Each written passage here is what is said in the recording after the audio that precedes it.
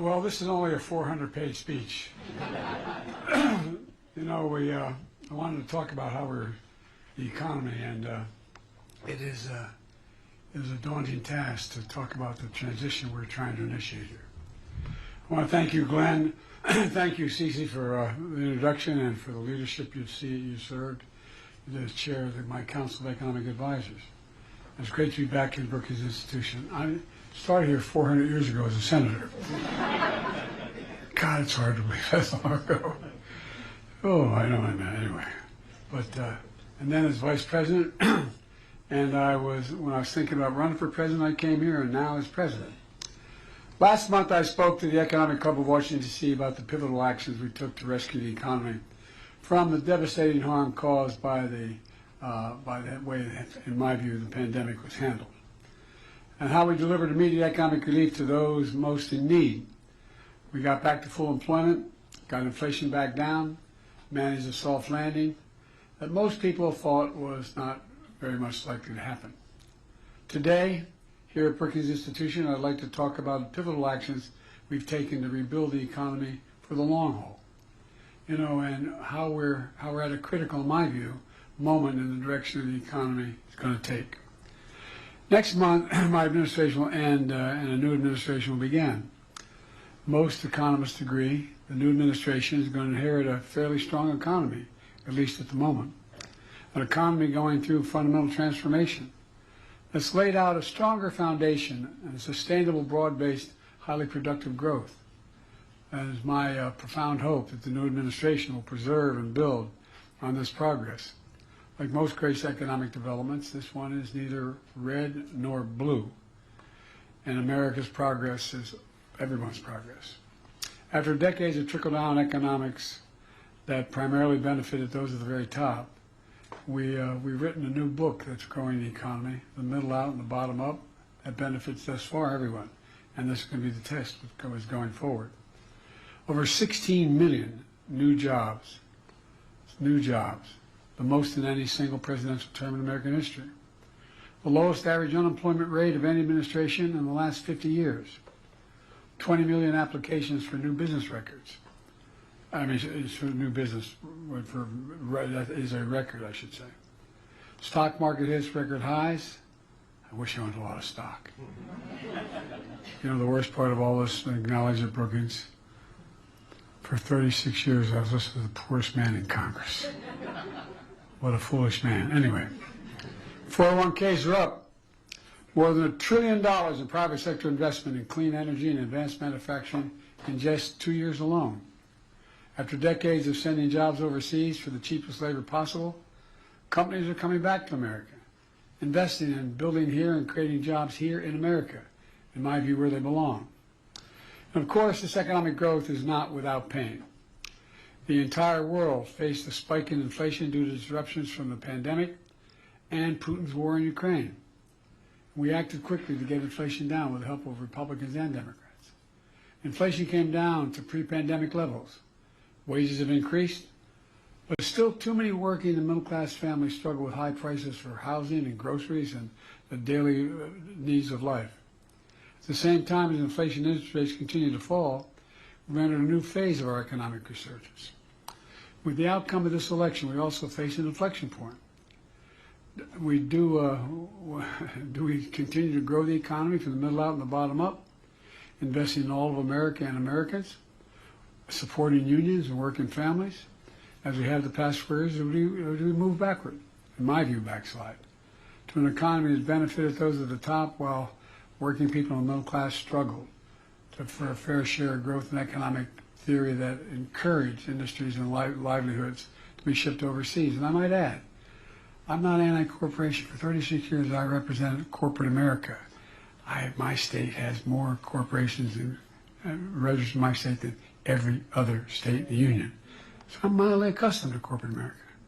And to see it grow is useful and helpful and necessary. But to make the most of the opportunities ahead of, I want to share key pages from our middle-out, bottom-up economic playbook and lay down what I believe to be a new set of benchmarks to measure against the next 4 years and see whether this theory is more than just a phenomenon. 4 years ago when I came to office, 3,000 Americans were dying per day from the pandemic that infected and then had a profound effect on our economy. Not only ours, but around the world. Millions of Americans lost their jobs or at risk of losing their homes. Hundreds of thousands of factories and businesses, hundreds of thousands, closed and creating despair in communities. I remember when I was campaigning, they'd say, my dad used to work at that factory. My grandfather works at that factory. It's gone. People lost hope. They lost hope, particularly through the Midwest and other areas of the country. Supply chains was shattered. Prices soared in everything from cars to homes to appliances. The previous administration, quite frankly, had no real plan to get us through one of the toughest periods in our nation's history. In fact, there's an old saying, if the only tool you have in your toolbox is a hammer, everything looks like a nail.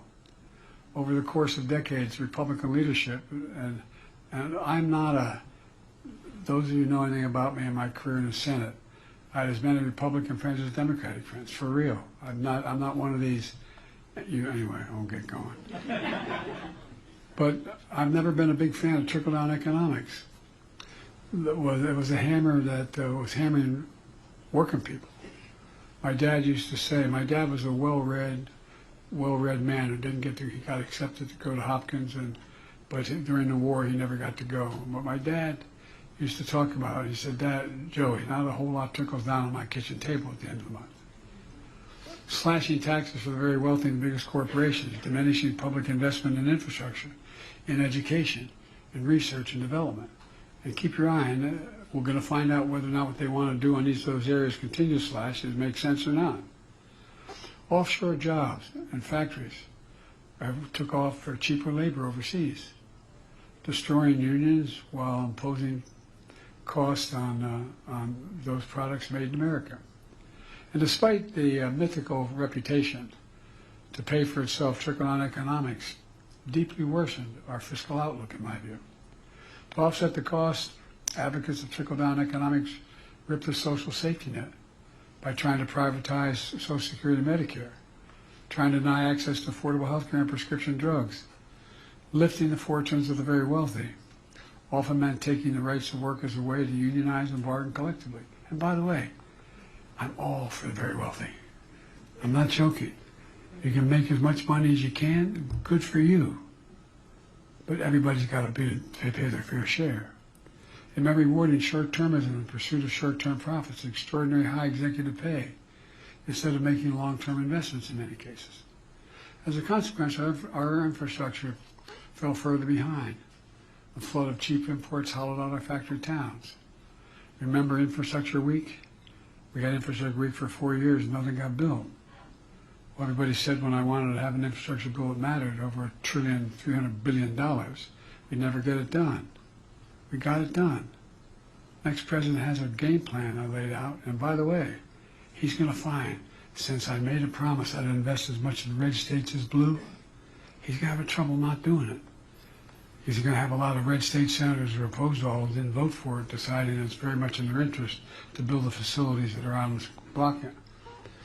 Economic opportunity and innovation became more concentrated in few major cities, while the heartland and communities were left behind. Scientific discoveries and inventions developed in America were commercialized in countries like China, bolstering the manufacturing investment and jobs instead of the economy. Even before the pandemic, this economic agenda was clearly failing. Working and middle-class families were being hurt. The pandemic and the economic crisis revealed a failure for everyone to see and to feel. And you know, one of the things that's going on here is they just turned off my, I'm going to go on. I lost the electricity here. Anyway, one of the things we found is that, you know, we invented the computer chip, size of the tip of your little finger, to power everyday lives, from vehicles to advanced weapons, cell phones, everything in between. The United States invented these computer chips, but over time we stopped making them. In the very beginning, we produced 40% of them in the world. Well, they all went overseas almost, virtually all. So when the pandemic hit, we found out how vulnerable America was. Supply chains abroad got shut down in the Far East because people got sick. the factories making the chips closed. And all of a sudden everybody started to learn about supply chains, a phrase that was probably used more in the last 4 years than the last 40 years. No, I'm serious. Couldn't get these chips. Prices soared. For example, it takes over 3,000 chips to build an American automobile, 3,000. But when the overseas factories making those chips shut down, the production stopped, and the cost of new cars soared. You know, it didn't have to be that way. And I was determined to change that. I remember looking at my staff and saying, I'm going to South Korea. And they said, you're what? Oh, you think I'm kidding? See, the guy next to you is a brilliant economist. He didn't think I was so brilliant going overseas. But all kidding aside, I came to office with a different vision for America. That's been consistent with my record, good, bad, or indifferent, since I've been a senator. Grow the economy from the middle out and the bottom up. Invest in America and American products. And when that happens, everybody is. The wealthy still do very well. And all of America, no matter where they lived, whether they went to college or not, I was determined to restore U.S. leadership in the industries of the future. You know, 4 years later, we have proof that the playbook is at least now working. You know, within the first 2 months of office, I signed the American Rescue Plan, the most significant economic recovery package in our history. And also learned something from Donald Trump. He signed checks for people for $7,400 because we passed the plan. And I didn't, stupid. But all kidding aside, I realize we're talking about the impact of politics, but the economic basic principles are what we're after. You know, we helped pass that act, we helped vaccinate the nation. And as we return to full employment, this was just the beginning.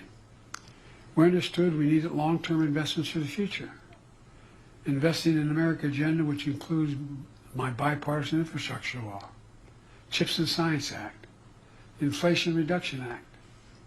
Together, they mark the most significant investment in America since the New Deal. And that's a fact. I mean, whether it's good or bad, that's a fact. The Inflation Reduction Act alone is the most significant investment in climate and energy ever anywhere in the entire world. We were told we couldn't get it done. We got $368 billion. We make these investments. When we make them, we buy America. Buy American has been the law of the land since the 30s. I won't go back, it takes too much time. But you go back to the laws Lincoln, my lord. You go back to the laws that Roosevelt passed about allowing unions to resist being stepped on and organized. Well, there's a provision, a Buy America provision. I was a senator a long time. I thought I was pretty informed. I didn't know it existed. And by the way, former presidents didn't know. If they knew, they didn't say anything about it. It says that the money that the president authorizes the Congress to spend should be used by the president to hire American workers and buy American products. There's an exemption. You couldn't find the American product, American worker, you could go overseas. But you had to show it. Well, guess what? Past administration, including my president, failed to buy America. But not on my watch. We're modernizing our roads, our bridges, our ports, our airports, our clean water system, affordable high-speed internet systems, and so much more. And by the way, if you think about the high-speed internet systems, they're as consequential to farmers as electricity was during the administration of Roosevelt. I'm serious. You can't function without it. And we've incentivized building all these large federal projects with American products and American union, mostly union labor. New pathways into these jobs, including a record number of registered apprenticeships that we've made sure occurred. As I noted earlier, when I came to office, semiconductor manufacturing had moved overseas. I was determined to bring it back, so it wouldn't be at the end of the supply chain, but at the beginning of the supply chain. And that's what we've done with my CHIPS and Science Act, which has attracted $350 billion in private sector investment in America, including from Korea and from Taiwan. I remember when we went to digress, I shouldn't because of a long speech, but to digress just a moment, went to South Korea. And I met with Yoon and I met with Samsung. I said, why are you making this billions-dollar investments in what they call the Field of Dreams outside of Columbus, Ohio? He said, because you have the most capable workers in the world, and it's the safest place in the world for me to make my investment. These investors are building what they call new fab. You all know this. But a fab is new factories, but they're these giant, giant things, big as football fields. And guess what? When they're built, they employ thousands of people. And guess what? The average salary, $102,000. And you don't need a college degree to do the job. These investments, massive chips factories, these fabs, the size of several football fields. As I said, and the field is ranged from all across America, from New York to Ohio to Arizona. I mean, you know, and when I ask these companies why they're investing, again, not a joke. I give my word, and you all know that. You're businesswomen, man. You all know it. They say we have the most qualified workers in the world. Everybody thinks that, you know, I have trouble with my union friends. They're not very good salesmen for themselves. Everybody thinks, the average person out there thinks, to say, I want to be an electrician. 5 years later, as an apprentice, you can become an electrician. Look, CHIPS investments are creating over 125,000 jobs so far. Many of those jobs are paying over 100 grand a year, and we don't need a college degree, as I said. And it's not just fabs. These investments are creating opportunities for entire communities. Small businesses creating even more jobs when they move. When you build, for example, you build one of these fabs, whether it's in Syracuse or wherever, they're all over the place. Guess what? You know what happens? They end up building drugstores, coffee shops, automobile dealerships. They build entire communities because thousands of people move in who can afford to live a decent life. In fact, and we knew in the beginning, this wasn't going to come to fruition in my campaign, my administration. It takes time to get this done. But watch 2, 4, 6, 8, 10 years from now. We'll soon be the only economy in the world to have all 5 of the major chip companies operating in the United States of America. It's not only creating thousands, it will create thousands of jobs and good paying jobs, building chip factories, but also creating those jobs for workers installing more solar panels, batteries, selling more electric vehicles than ever before. You know, that's a construction boom and manufacturing boom all across America. It's just going to continue to pick up with the billions of dollars being invested. When faced with unfair practices from abroad, we've taken a tough but targeted action on behalf of the American worker, American businesses, and factory towns. You know, we know the pandemic and Russian war in Ukraine and inflation created enormous pain and hardship all across America. It's true for every major economy in the world. But we took aggressive action that brought prices down. For example, after Russia's invasion of Ukraine, causing gas prices to spike globally, I ordered the biggest release of ever in our Strategic Petroleum Reserve. That's all that you all know. Most people listening wouldn't, but that's all that oil we've taken. And we challenged the oil and gas companies to take their record profits and invest more in production. Invest more in production. Today, American energy production is at record levels, including in oil and gas production. Gas prices are down to $3. $3, below the price before Russia's invasion. In addition, we've successfully pushed back all the oil released at a much lower price, and we've refilled the facilities, making the taxpayers in the process $3.5 billion. Brought it out, got it back, a hell lot cheaper to fill it back up. Now inflation is coming down faster than almost anywhere in the world in advanced economies. As inflation eased and the strong labor market persisted, inflation-adjusted wages and incomes began to rise. Average after-tax income is up almost $4,000 than prices on average for average Americans. 80% of working-age Americans have jobs, near a multi-decade high. We're creating a record jobs. 60% of all Americans who chose to pursue a 4-year degree, who chose not to pursue a 4-year degree. With our historic backing of union, public support for unions is the highest it's been in more than half a century. And the labor movement is expanding and changing, and new companies are in industries. Here's why it's important for all workers.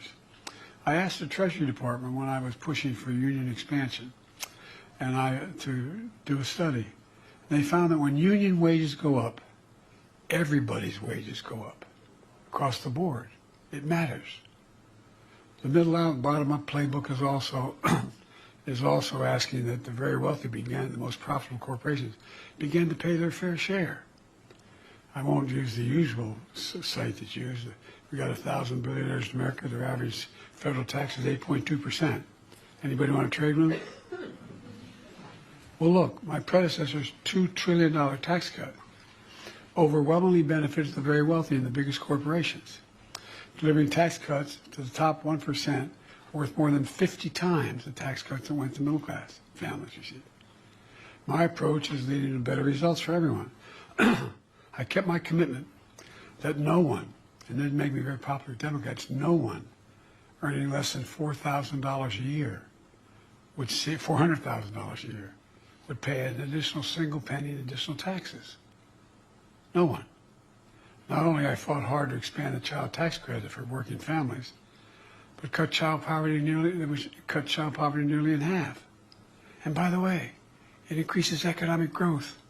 More women can go back to work. More women can grow the economy. Expanded tax credits to make health insurance more affordable for millions of Americans enrolled in the Affordable Care Act. By the way, the other team tried to get rid of it, 51 votes, okay? After a decade of severe underfunding, I fought hard to make the IRS have a budget with enough personnel and technology. And it's awful hard. It's easy to go after my taxes, not a problem. You know, and I make a good living. You pay me a lot of money as a president. But for the very wealthy, it's awful hard. You need more personnel. And guess what? We finally, after the fight, got more personnel. Never did I think I'd be fighting to get more tax collectors. We got more folks in the department.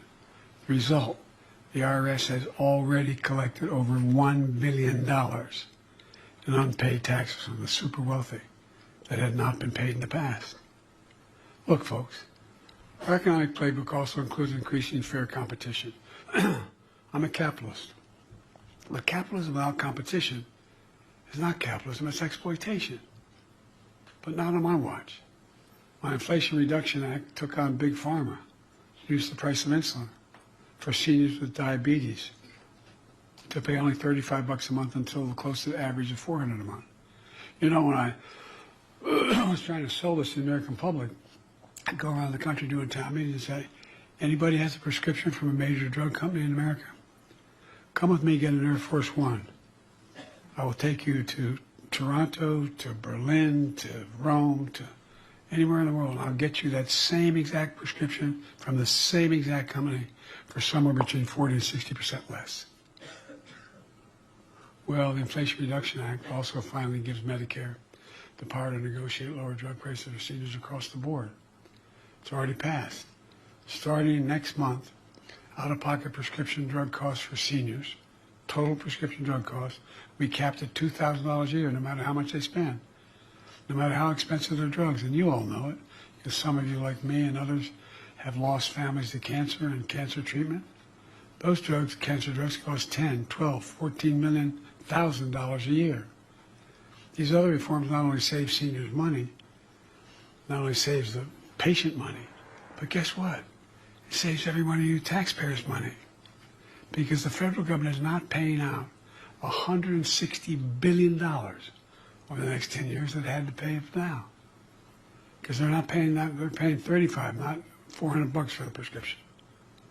Exorbitant prices of pharmaceutical companies have been charging.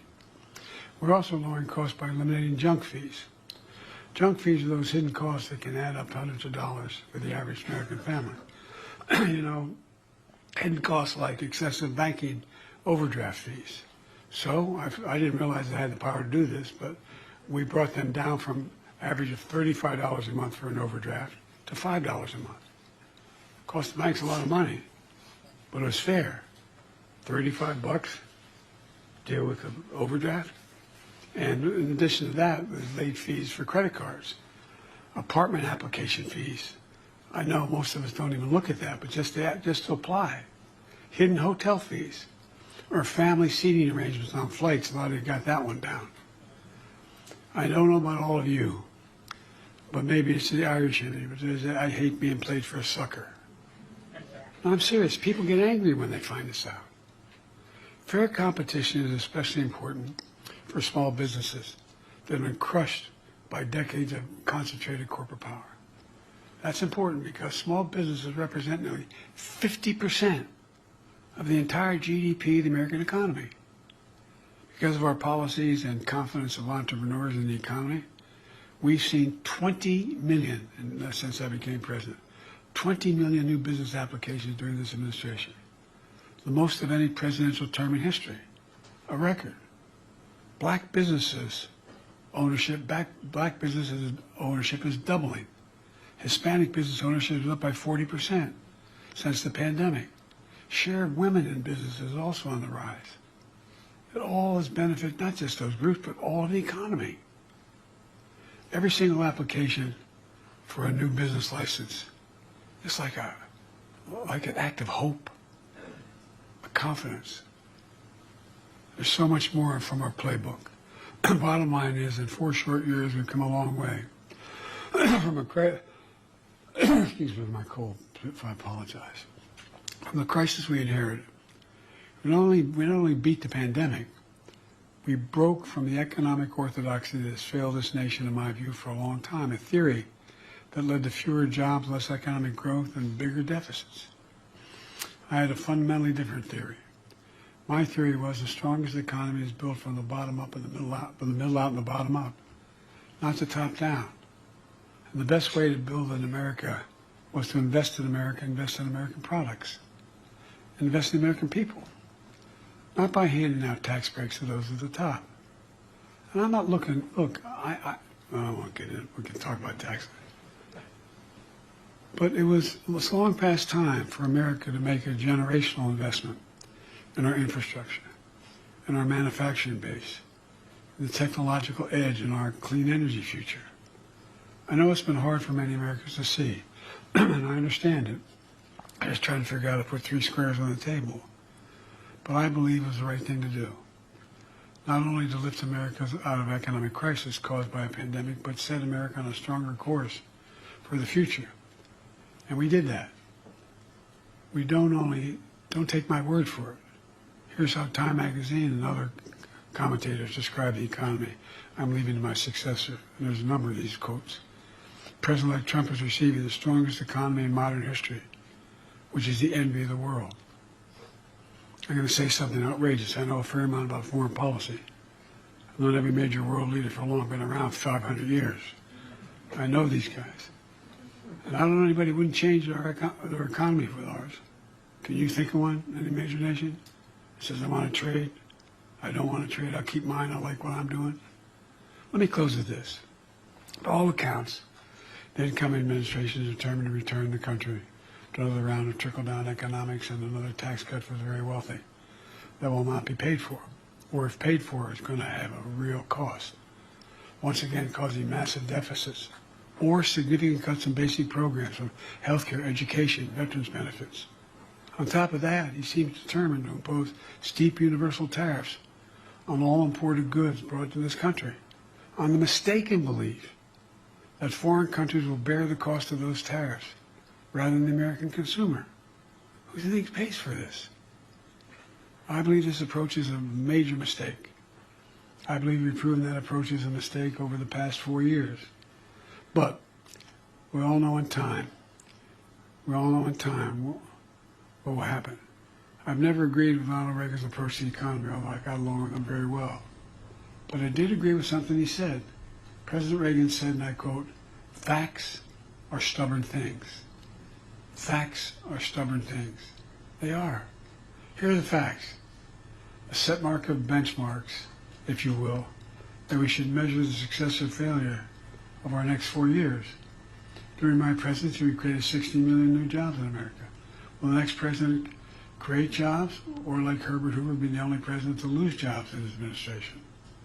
During my presidency, will we see the lowest average unemployment rate of any administration in 50 years?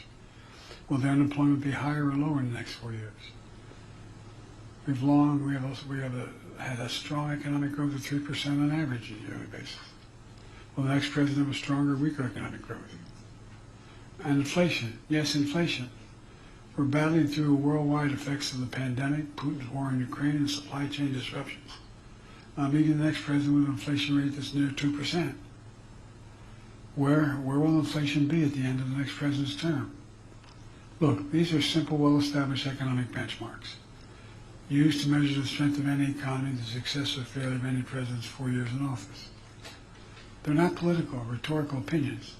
They're just facts, simple facts, as President Reagan called them, stubborn facts. And one more fact as I prepare to leave office. You know, there is no country on earth better positioned to lead the world in the years to come than America. Think about what stunned me. And again, I'm going to say something outrageous. I have as much experience in foreign policy as any president in history of the United States has had. Chairman of the Foreign Relations Committee. Anyway, I spent a lot of time. I know all of them. Well, the decisions we make over the next 4 years have been transformative to the nation. But I tell you what stunned me, and I'm not being a hyper-American here. I can't name a single country in the world that doesn't think, put it this way, if we're not leading the world, who does? Not a joke. I'm not being wise guy.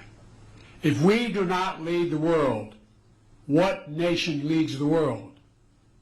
Who pulls Europe together? Who tries to pull the Middle East together? How do we do the Indian Ocean? What do we do in Africa? We, the United States, lead the world. And you all are extremely experienced women and men. You know many of these leaders. You know many of these countries. Find me one that says we're not, or wish we weren't. Look, my hope and belief is that the decisions and investments are now so deeply rooted in the nation, that's going to be politically costly and economically unsound for the next president to disrupt, to cut. You know, some of my friends in the Republican Party, when I do States of the Union, who holler and like, you know, those things, they're against all the things we did. Keep your eye on them. Tell me what they want the programs we voted for them to cut in their states. Show me the most conservative Republicans willing to take away the factories that are going to be built in their states. Going to be interesting. Going to be interesting. Look, I pray to God, because I think everybody has an opportunity to reconsider their growth. I pray to God the President-elect throws away Project 2025. I think it would be an economic disaster for us in the region. In fact, consider one additional fact. The historic investments we made went to more red states than blue states. Not a politically smart thing to do, and I knew what I was doing. I knew people would be angry. But the reason they're red states and they need it more is because of the decisions they made. Decisions they made. And geography. Will the next president stop a new electric battery factory in Liberty, North Carolina? Will create thousands of jobs? Will he shut down a new solar factory being built in Carterville, Georgia? Are they going to do that? You know, will we deny seniors living in red states $35 a month insulin? I believe the only way for a president to lead America was to lead all of America. And I believe the economy I'm leaving at the moment, and others could do better than I did. I'm not saying it was perfect, but ends up at this moment the best economy, strongest economy in the world. And for all Americans, doing better. So we got a lot to do, and I'm leaving the presidency, but I'm not going away. Bad news for you all. Because I think we got to bring this country back together. When I announced my candidacy for president, I said I was running for 3 reasons. One was to restore the soul of America. Just decency in the way we treat one another. Politically, the way we treat one another. I know you know that back when Pat was around and others, we had vicious fights. We'd go and sit that much together in the Senate dining room. Taking more of your time than I should, but one of the things that I realized when I was vice president, Barack wanted me because of my background in foreign policy and my ability to work in the Congress very well. And so 6 years in, I decided to go up to the Senate dining room, President of the Senate, to sit at the table where Democrats and Republicans sit together, and began to listen again, just talk to people. Well, guess what? No place to go. You've been to the senator's dining room where they take you into the room where you can eat with other senators and other people. But right, the doors on the left of that elevator are private dining. It used to be a long buffet table. You walk in, a long table sitting, I guess, 16, 18 people on the right, parallel with the table, and you walk through an archway, and there's a table going the other way. One was the Democratic table, one was the Republican table. And when there weren't enough to sit at any one table, then they all sit together. It's hard to really dislike an individual that you strongly disagree with when you find out his wife is dying of breast cancer, or he just lost a child, or he's having serious physical problems himself. We knew each other. I really mean it. Barack used to drive Barack crazy when we met every morning at 9 o'clock, and with his last priest, we'll talk to one another when the day ended. And always give me, he said, I know. All politics is personal. But it is. It is. I watched Teddy Kennedy and Jim Eastland rip each other apart on the floor and then go down and have lunch together. So one is to restore the soul of the country. The second thing to do, I was trying to do when I ran, was to begin to restore the middle class, to focus on people most in need. And thirdly, was to bring the politics together again. Again, we don't have to agree with one another, but we sure now have to stick with the system that's allowed us to strongly disagree and yet keep within the confines of the admonitions of the Constitution. I've taken much too much of your time, and I apologize, but you're among the most informed people in Washington. And I would really appreciate, down the road here a little bit, any constructive criticism you have, and I'm sure you have some. All right, thank you so very much for having me.